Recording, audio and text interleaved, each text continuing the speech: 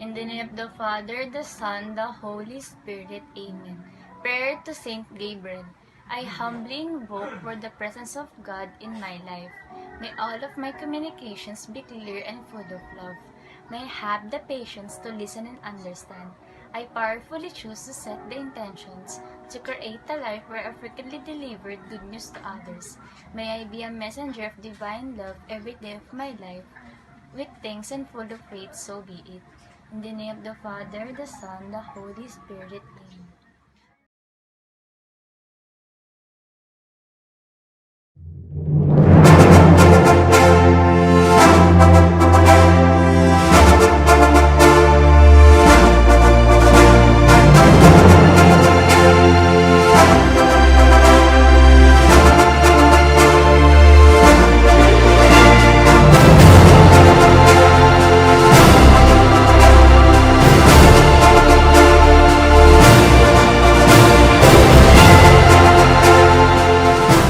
Our golden time has come to reap the fruits of your hard work, progressive sacrifices, and the will of determination to yearn successful and to crave the satisfaction of being recognized by everyone who not only show unconditional support and love, but the belief of you reaching for your rewards, for your success and well-thought experiences.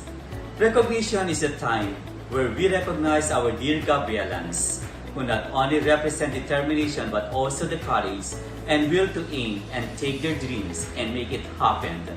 To reward those times of self-doubt and weariness, the wonderful of these deserving students who not only excel in academics but also in the aspects of attendance, reading comprehension, and deportment are the fruit of their hard work and continuous study.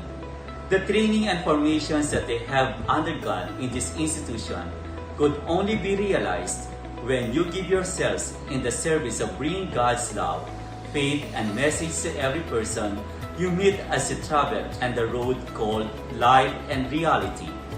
To celebrate our online recognition, it is but fitting to praise and thank our loving Father and His Son Jesus Christ, who deserves the greatest acknowledgement and appreciation for His unwavering love, care, guidance, and protection that sustained us during our school days.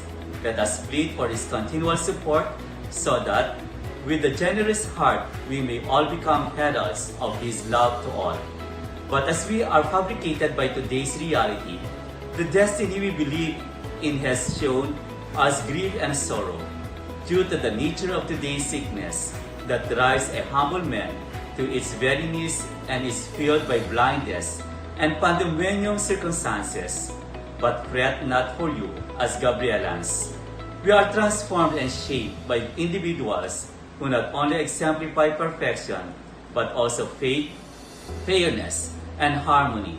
Such likeness is your teachers, together with the caring with unconditional love by your parents. As experiences you are taught with during your time in a primary school, St. Gabriel Academy, rest assured that our celebration of your recognition right shall not be hampered by a mere virus.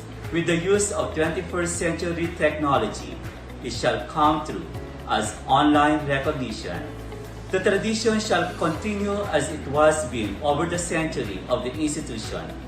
To all of you, congratulations and God bless.